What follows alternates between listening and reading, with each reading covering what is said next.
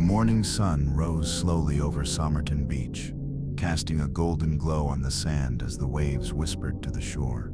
The beach was quiet, peaceful, the kind of place people came to clear their minds. A couple strolled along the waterline, their footsteps soft and steady, but then the woman stopped. Her eyes locked on something unusual up ahead. There, lying against the sea wall, was a man. He was dressed neatly in a suit. His shoes were polished, his hair combed, and his legs crossed at the ankles like he was simply enjoying the early morning calm. For a brief moment, he could have been asleep, just a businessman taking an odd nap by the ocean. But as the couple approached, it became clear he wasn't breathing. The police were called, and soon the body was surrounded by questions. Who was this man? What was he doing here?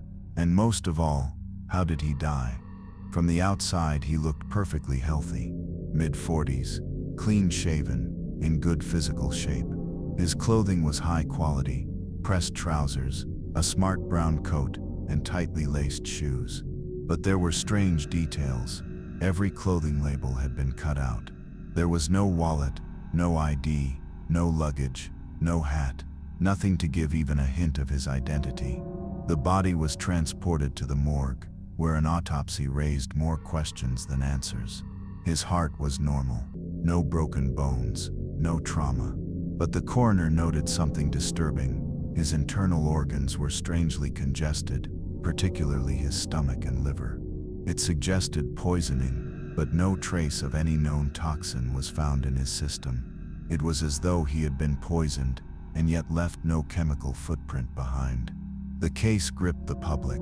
Newspapers splashed the mysterious story across their front pages. Radio hosts debated wild theories. Who was this man in the suit? A lost traveler? A criminal? A foreign agent? Still, no one came forward to claim the body. No one recognized the face. No missing person reports matched his appearance. Fingerprints were sent out across Australia and later internationally, but no matches came back.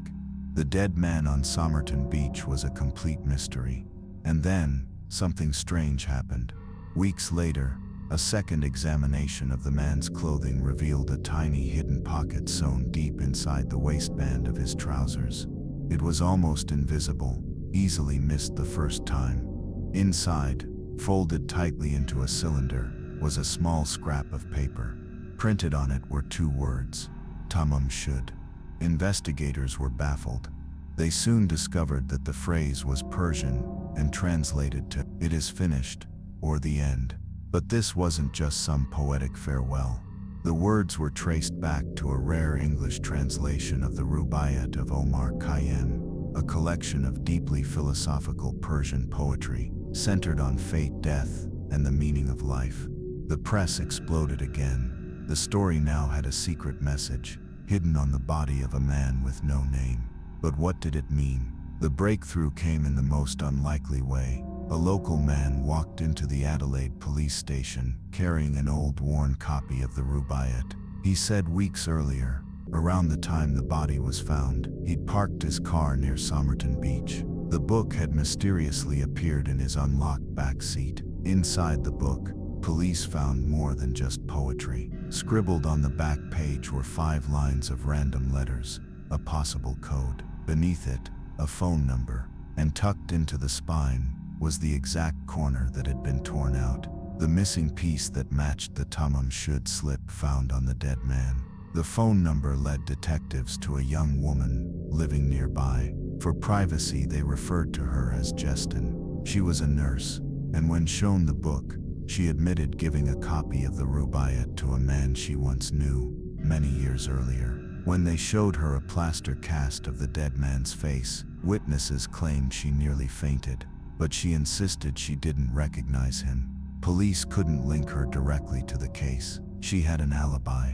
She wasn't reported to be in contact with him, and she denied knowing anything more. But something in her reaction never sat right. Was the Somerton Man trying to find her? Was she the last person he cared about? Or was it all a coincidence? The truth remained elusive. Every clue uncovered only led to another dead end. A man with no name, No past, no cause of death, and a message that simply read, Tamám Shud, it is finished, or maybe it wasn't.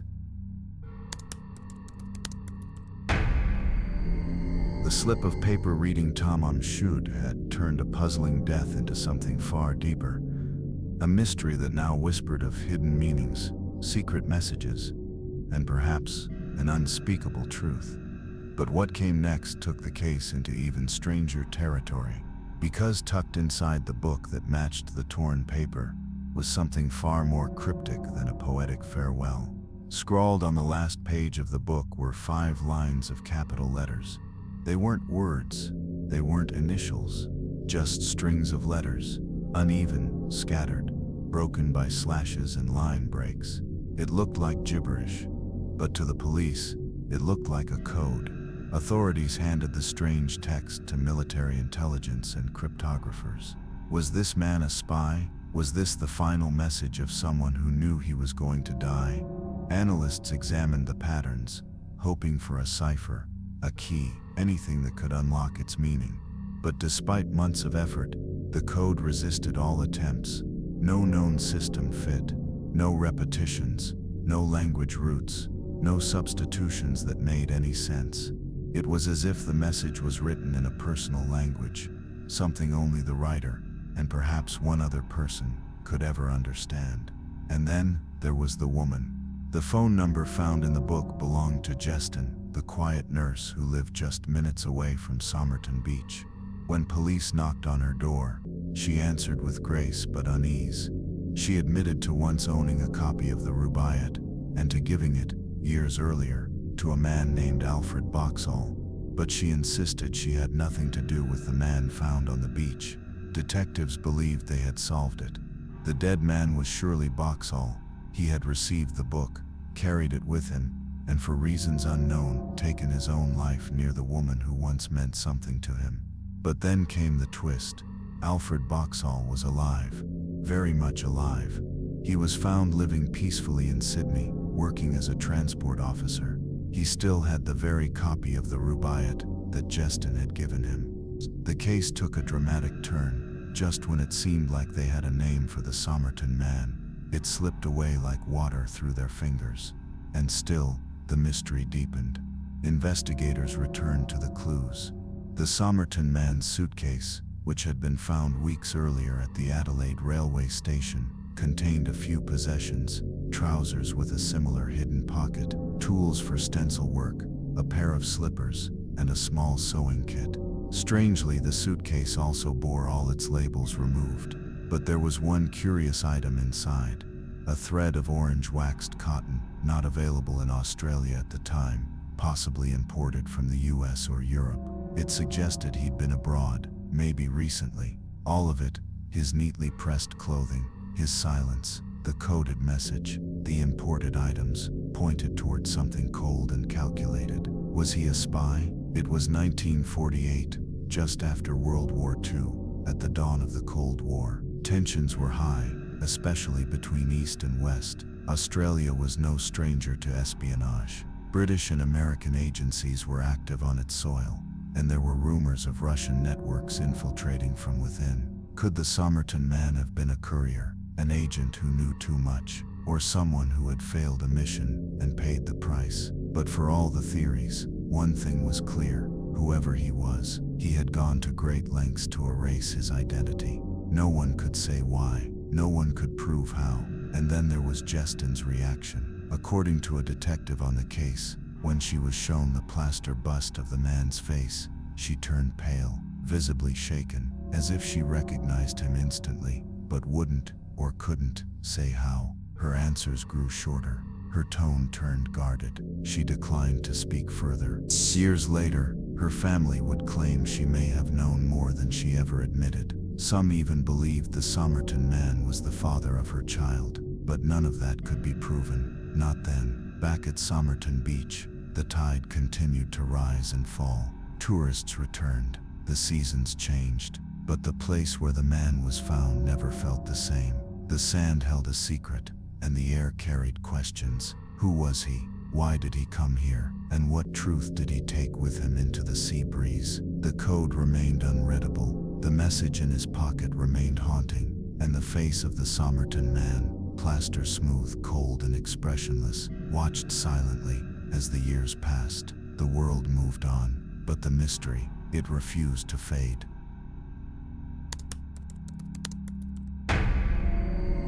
Years passed, and yet the mystery of the Somerton Man remained untouched, like a sealed envelope no one could open. Investigators came and went.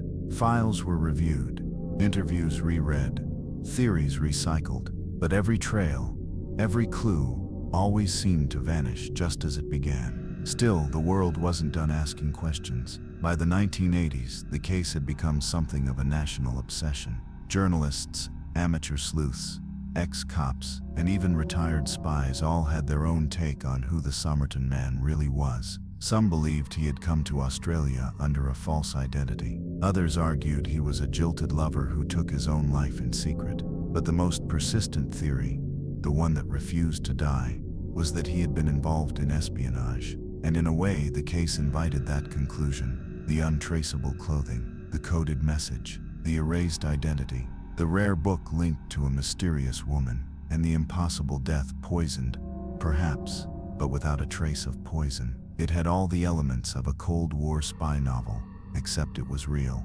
Then came another strange layer. Jestin, the nurse, faded from public view. She lived a quiet life, far from the growing circus of media and curiosity. But her family held on to secrets, details she never shared with police, things she may have confessed only in whispers. Years later, her daughter would say that her mother did in fact know who the Somerton Man was. She had recognized him that day, but chose not to speak. Her son, Robin, also raised eyebrows. He was a gifted dancer with a rare ear condition called hypodontia, missing lateral incisors, something unusually specific and genetic. The Somerton Man, it turns out, had the exact same dental feature. The shape of their ears matched too, another rare trait. Whispers began to spread.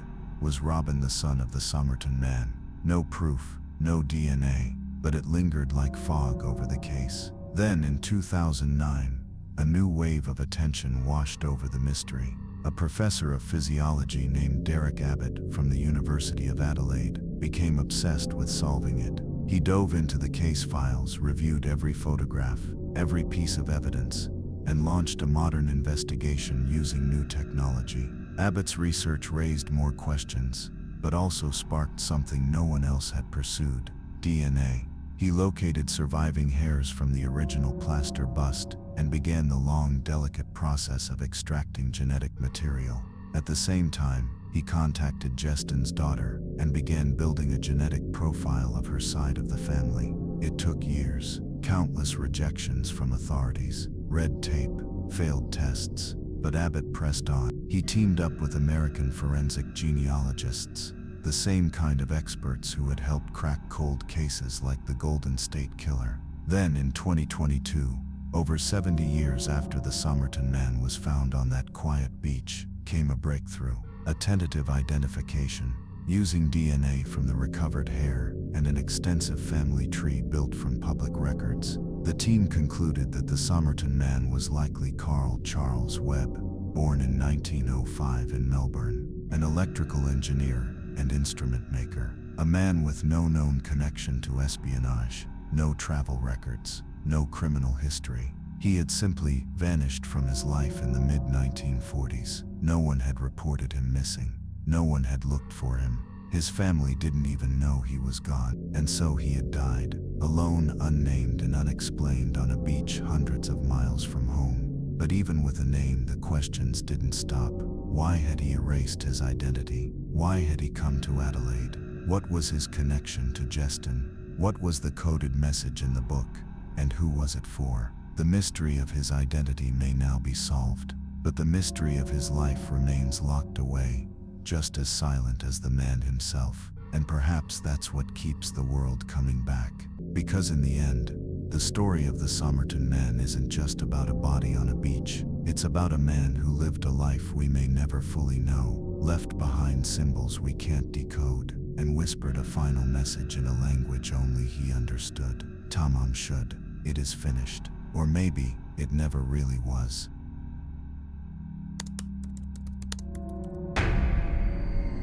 The name Carl Webb gave the Somerton Man a face, a history, even a birth certificate. But it didn't bring closure. Not really. There were no photographs to compare. No personal journals or final letters. No witness to explain what happened in those final days. The man who had once caused ripples of panic, theory, and obsession across Australia now seemed like someone who had slipped between the cracks of his own life. Born in Melbourne, married once, worked with electronics, a man of numbers, wires, and quiet skill. And then he vanished. But why? His wife had reportedly moved away. Family ties had frayed.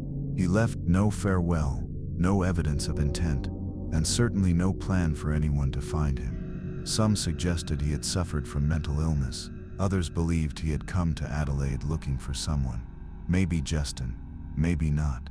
Even with science on our side, what we gained was a name, just a name. The why, the how, the meaning behind the final scene on Somerton Beach, those remain out of reach. And then there's the code. That sequence of letters still resists all attempts to be solved. Not by linguists, not by military cryptographers, not by AI. Even with Carl Webb's name, background, and likely authorship of the message, no one can say what it truly meant. Was it nonsense? A deeply personal cipher? A poetic arrangement for one person's eyes only?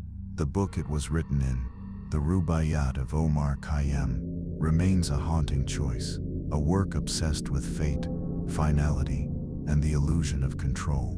Over and over, the verses speak of life's fleeting nature, of death coming without reason, of love, loss, and the futile search for meaning in chaos. And perhaps, knowingly or not, Carl Webb chose his stage carefully. Somerton Beach, with its stillness and distance, became the perfect canvas for a quiet disappearance. No dramatic ending, just a man in a suit, lying in the sand, waiting for the tide to come in. Years later, the bust of his face still sits in a South Australian museum, watching silently from behind glass. His story is studied in universities. His case is picked apart on podcasts, YouTube videos, Reddit threads, and crime forums. Everyone's searching still for that one missing piece. Because even now, long after his final breath, the Somerton Man continues to ask us a question. Do we ever truly know someone? Even with a name, a birthplace, a family,